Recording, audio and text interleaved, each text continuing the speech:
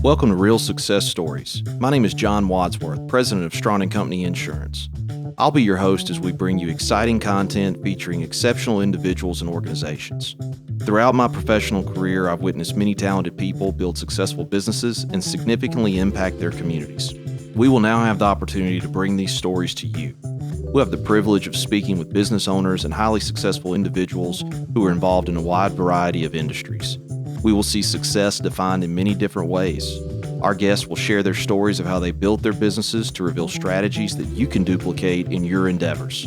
We'll get to experience the human side of success as we identify the challenges and obstacles that entrepreneurs endure.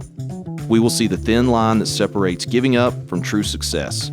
Along the way, we'll have the opportunity to speak with nonprofit organizations that are creating opportunities for success in their communities. Another goal of this program is to give these great organizations broader exposure and awareness to help continue their success. As a listener, we hope you feel encouraged to support the organizations that we feature. Through this open and honest forum, we aim to build community and foster success among all who wish to pursue their dreams. You will hear real success stories of people just like you and me. Thanks for listening, and check back regularly for new episodes. Make it a great day.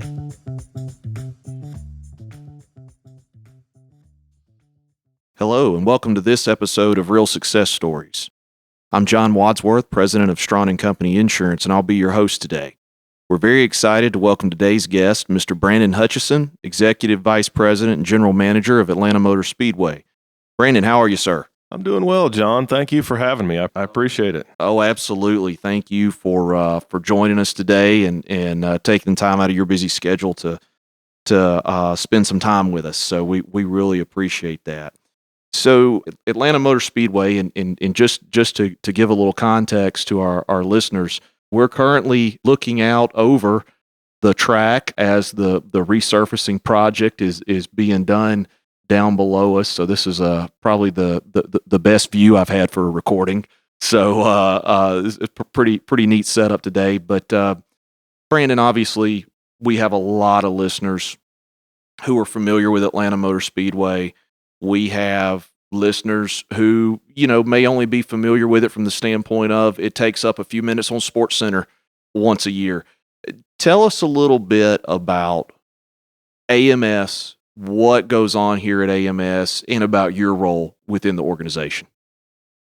Well, again, thank you for having me. I appreciate it. Atlanta Motor Speedway has been in Henry County and been a part of the state of Georgia and this community since July of 1960. Construction began in 1959. The gates were open, and the first race was ran July 31st, 1960. And we've been a mainstay ever since. We are very involved in the community.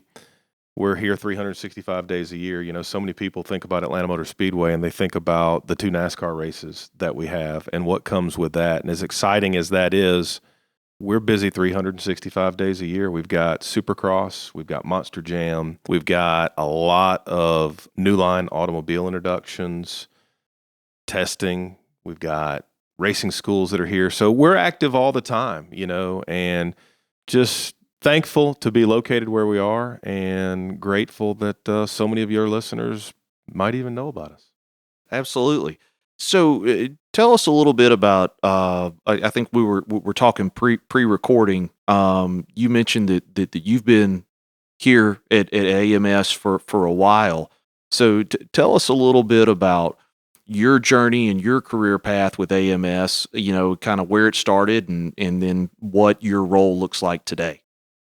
Well, born and raised in Atlanta, Georgia, and as a young boy growing up, like so many other kids, my focus was on being a professional athlete, and then slowly began to realize that just wasn't going to be in the cards for me. But I knew that I wanted to be in sports. I knew that I wanted to be a part of sports, not necessarily NASCAR. I just wanted to be in sports. So left Gwinnett County to go to Georgia Southern University. Graduated from Georgia Southern University in 1995, but before doing so, had to do an internship. And there was an internship available in the public relations department here at Atlanta Motor Speedway. And the rest is history. The day that I finished my internship. There was a position available in the events department, and I went to longtime Atlanta Motor Speedway president Ed Clark and said, "Look, I'm your guy. Don't even look. Don't even put it out there." He did his due diligence as he should have, but a month later hired me as an events coordinator here at the Speedway. So from events coordinator, went to director of events. From director of events, went to vice president of events. From vice president of events, went to assistant general manager. And fortunate and blessed enough that in November of 2018, Marcus Smith and Mike Birch, our chief strategy officer, offered me the position of executive vice president and general manager. And today I oversee all of the Speedway operations, whether it's a track rental, whether it's a NASCAR race, whether it's any of our 1,000 other of events, just to oversee the team here. We've got a great group of people here. We're a small group of people, but a great group of people that works real hard to provide some of the best entertainment that the state of Georgia gets every year. Awesome. Well, and in fact, some of the detail you provided there kind of struck a chord with me personally. I also started in my career in an intern role and was able to turn around and gain full-time employment with the same organization, and have kind of been there ever since. So, number one, it's a little self-assuring to hear someone else have a similar path, but I think that's another one of those, back to the purpose of the podcast, which is real success stories.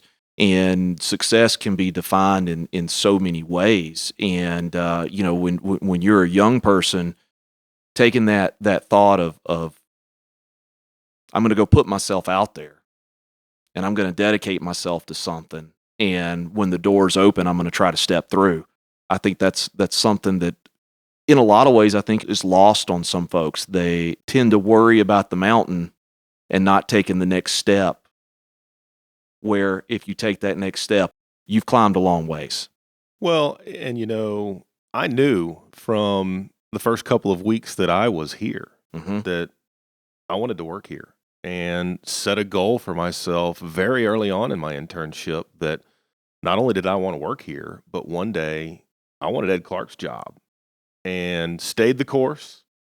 If you asked me about advice I would give, that'd be part of it, is staying the course, setting the goals, even if it might seem a little unattainable, right? I mean, there's 20 of me in the United States of America running racetracks, and stayed the course and just told myself very early on that that's what I wanted to do. And you're right, it is lost on some people. They feel like maybe they can't, or maybe they shouldn't, or maybe the path's too long, or, to use your analogy, maybe the mountain's too steep. But it's not.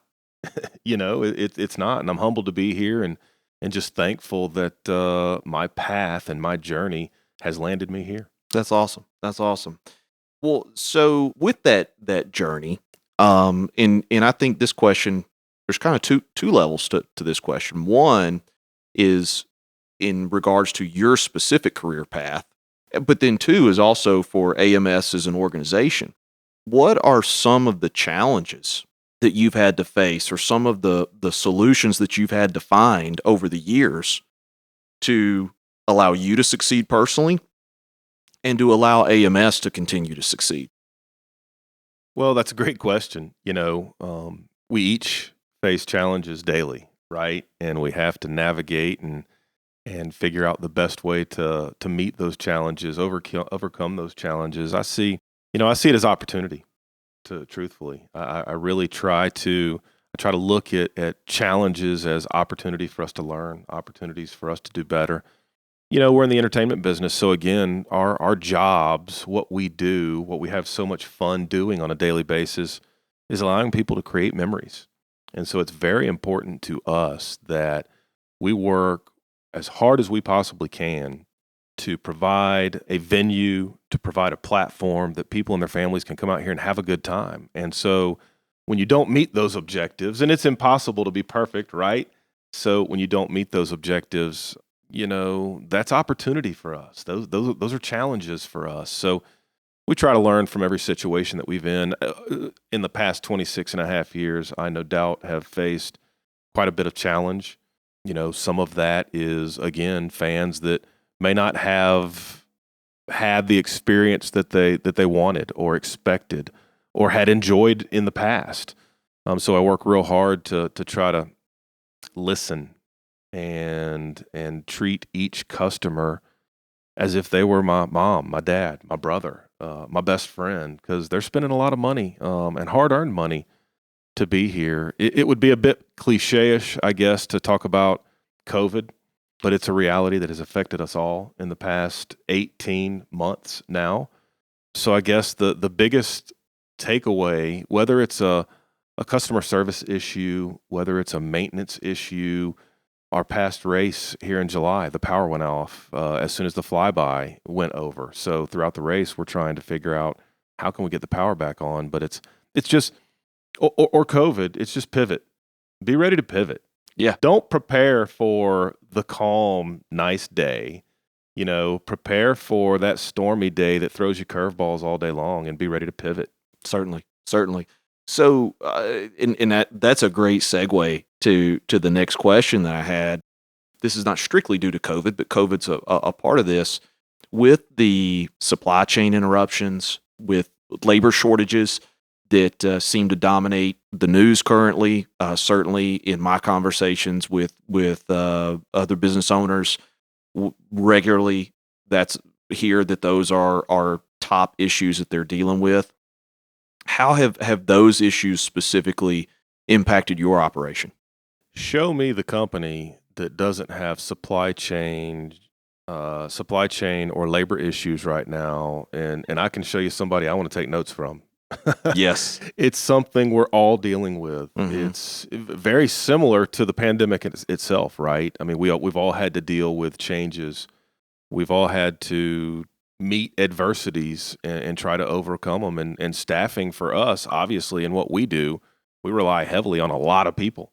For a NASCAR Cup Series race, we'll look at 3,500 employees, part-time event employees coming in here and helping us provide that level of entertainment we've just spoke about. And it's just tough right now. Not only are we looking for and hoping to get the best laborers in our market, but there's a lot of people thinking the same thing right now too. So, for us, as we prepare for our largest events going into 22, it's again about planning. It's about logistics. It's about thinking about your expectations and how are you going to meet those expectations. And for us, it's working with partners that have shown us in the past that they are able to provide that level of customer service we expect. Yep. So kind of bringing the focus into the community a little bit here. Typically we see with entertainment-based organizations, the mindset of also giving back to the community. And I think AMS is known locally for doing a lot of great things. But expound on that with our listeners and share a little bit about what you guys do as far as giving back to the community, and maybe even ways folks can participate with some of those efforts. Well, this is a tough one for me. I try to be that show me what we're doing wrong so we can fix it and get better kind of guy. I'm not a, hey, look at what we're over here doing, but we're in this community 365 days a year. We are part of this community. I've raised my kids in this community. So I'm not just the general manager of Atlanta Motor Speedway. I'm Brandon Hutchison, the dad, the husband that lives in this community. And this is a thriving community with so much potential that has grown exponentially over the past 10 years. But for Atlanta Motor Speedway, it's about how do we be a part of this community, not become a part of this community. And it's makes me happy to hear that maybe we are looked at as someone who does good stuff for this community. But, just most recently with the pandemic, and again, it's a little cliche-ish to go back to the pandemic, but it's fresh, it's real, it's something we all have dealt with. Blood drives, food drives, the American Red Cross has been a partner of ours for a long time. We held 3 or 4 blood drives throughout the pandemic. all those needs-based services don't stop, even though the world seemingly had to stop. We partnered with Henry County School System and the Atlanta Food Bank and fed hundreds and thousands of people that wouldn't have otherwise been able to eat. And so that's special to us. Each year when natural disasters occur, we open up our campgrounds, we open up our facility. We sit here on over 800 acres.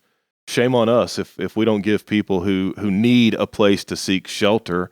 So we're excited about doing that. And the Henry County government has been so good to work with on all of these endeavors. And just again, we've partnered with the Henry County school system to do graduations. 2020, the class of 2022 will be the third class that will walk across Atlanta Motor Speedway to get their diploma.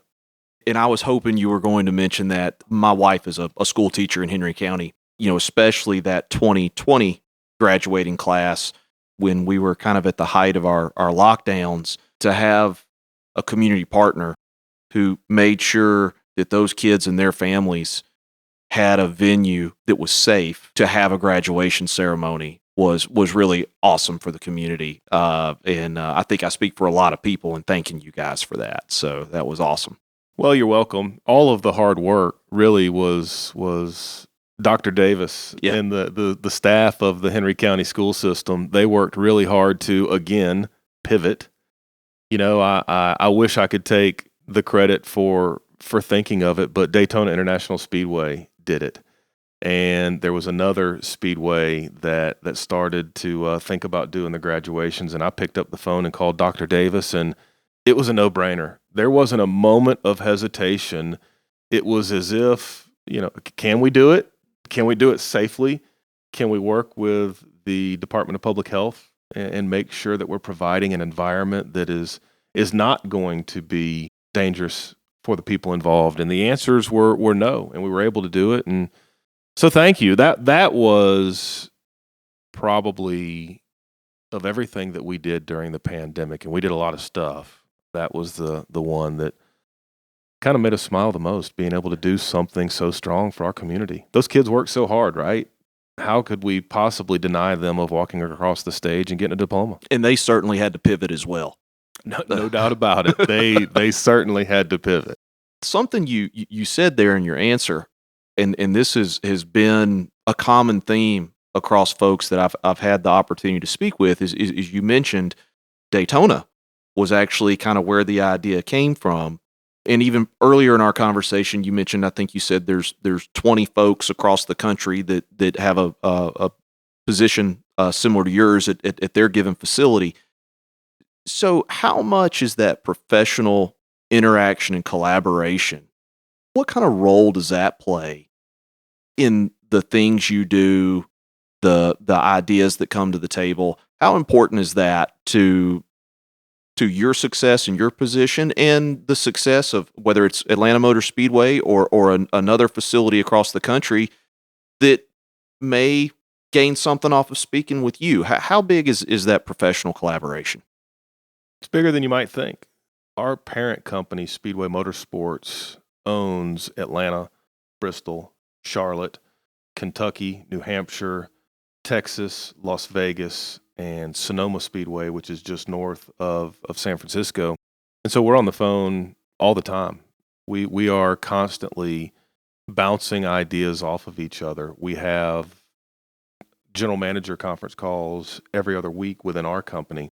But that's not to say that we can't pick up the phone and call one of the NASCAR guys as well. So there's really two major owners of speedways in the nation. One is NASCAR and the other is Speedway Motorsports. So the collaboration is great.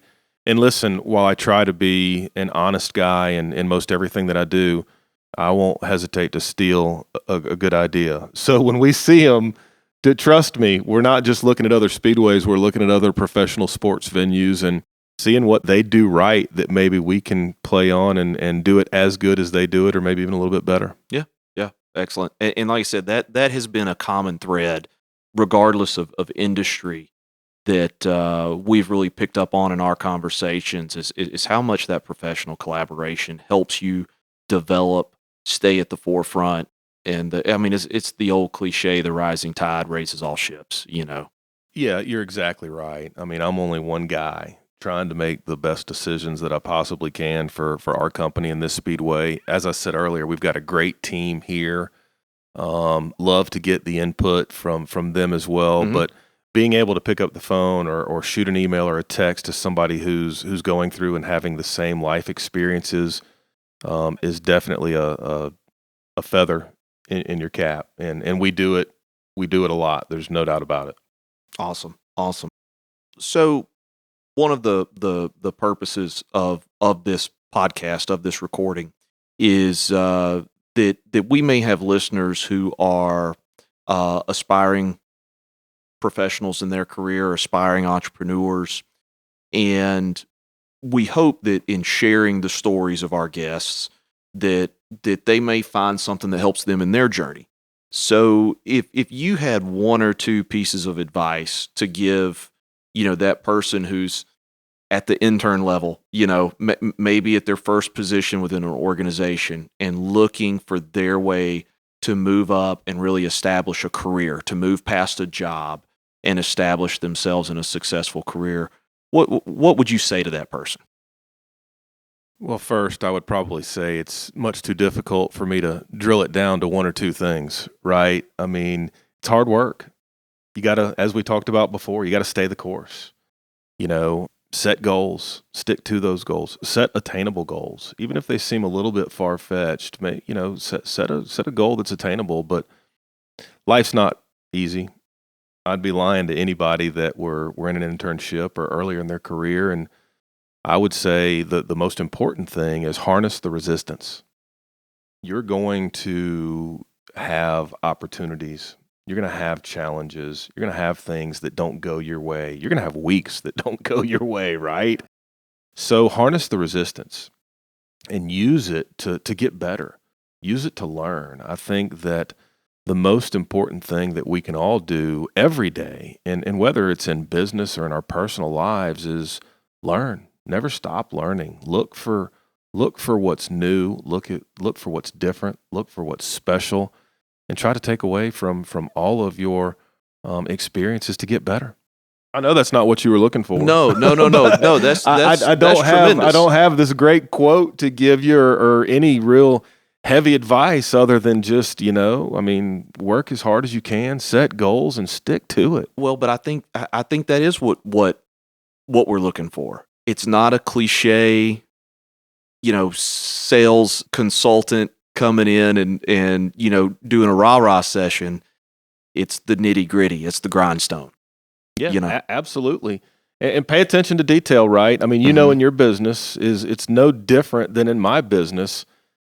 It's so much easier and cheaper to retain customers. If you have to go out and reinvent the wheel and find new customers and dip into the marketing and advertising budgets to find new customers every quarter, you're going to be behind the eight ball your entire life. So you'll never go wrong doing what's right. Be good to people. Treat people as if you would want to be treated. Now we're getting cliche-ish, but that's what it's all about. It's the simple stuff. Well, you're not going to do business with someone that doesn't treat you the way you want to be treated. Don't want to. How could you expect someone to give you their money if you're not treating them the way they expect to be treated? So, I mean, that's right.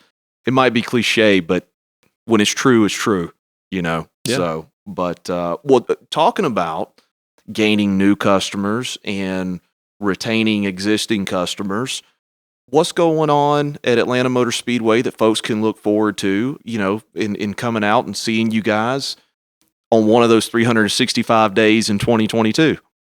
Well, I tell you, and thank you for asking me that. You mentioned it as we signed on here earlier, the track resurfacing project. We are finishing up. I don't know if your listeners will be able to hear some of the construction equipment in the background, but we're finishing up a resurfacing and reprofiling project. So we're going from 24 degrees to 28 degrees. And I know that 4 degrees doesn't sound like a lot in the turns, but it's massive.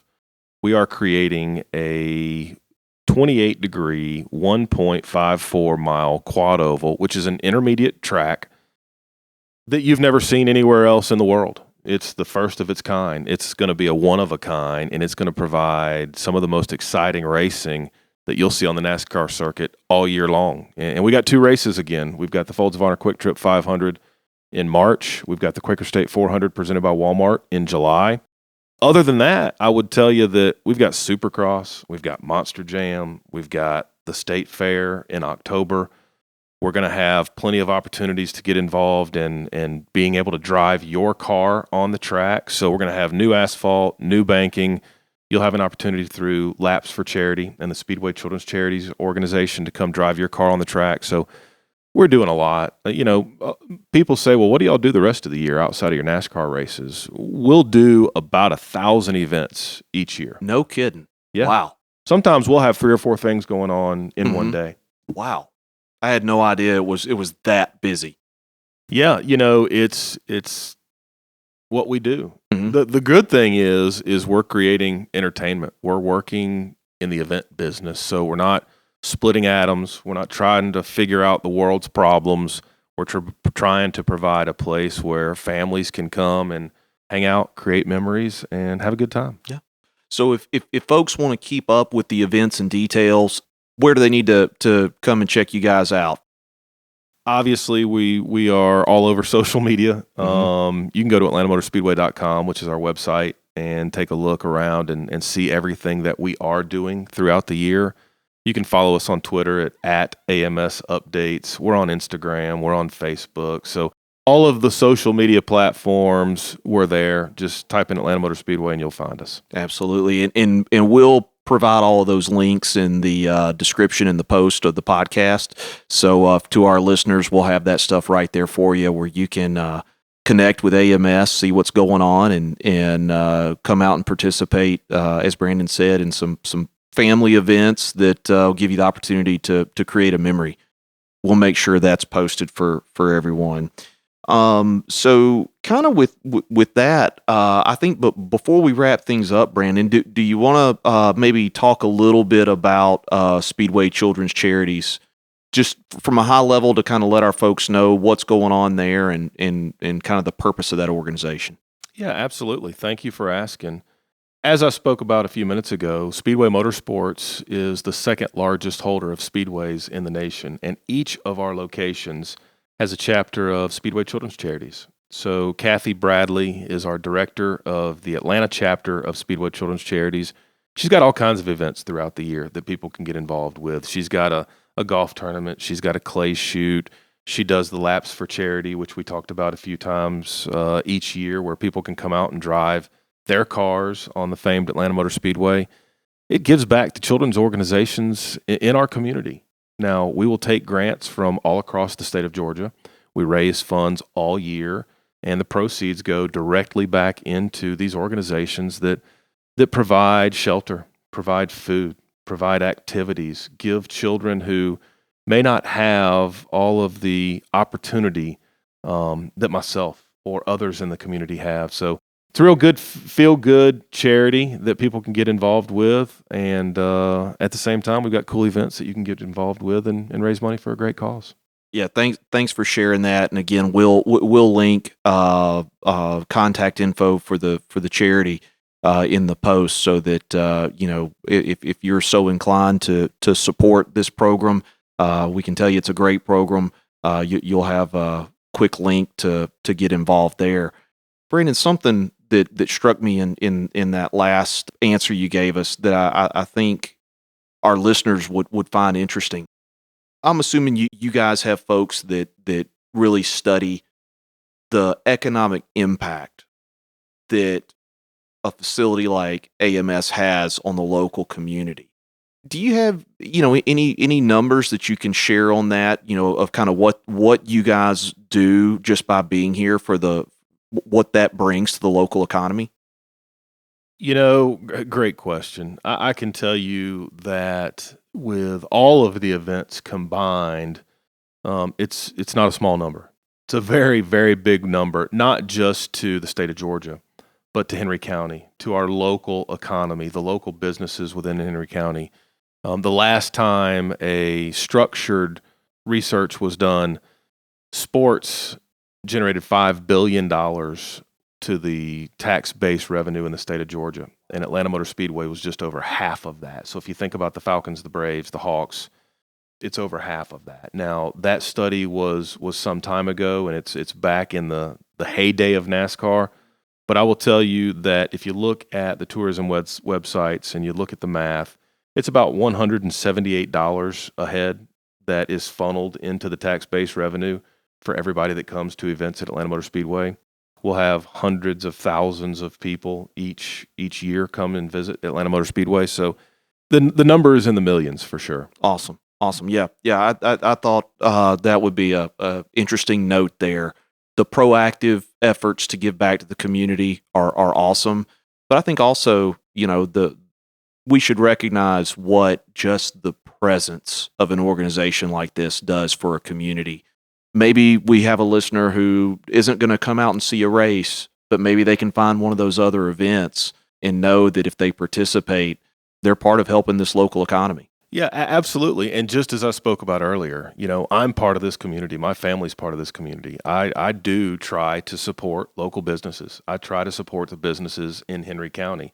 It comes back to help us all. So hopefully you got a lot of listeners that are already coming to our events. But if you don't, I can tell you, I'll put on my politician hat for a second. I would appreciate people coming out to Atlanta Motor Speedway. And as you said, if it's not a race, maybe it's Supercross, maybe it's Monster Jam, maybe it's the State Fair. But come out to Atlanta Motor Speedway. We're in Henry County. We're right in your backyard. We'd love to have you. Perfect. Well, I think with that, Brandon, thank you again so much for your time. Thanks for allowing me to come out and see this great facility today. Certainly excited to see all the improvements that are being done to what's already just a really fantastic place. So thank you so much for your time. Thanks for sharing your story with our listeners. And to all of our listeners, thank you for joining us. Please make sure you subscribe to the podcast, and we will look forward to bringing you another success story soon, and we hope you make it a great day.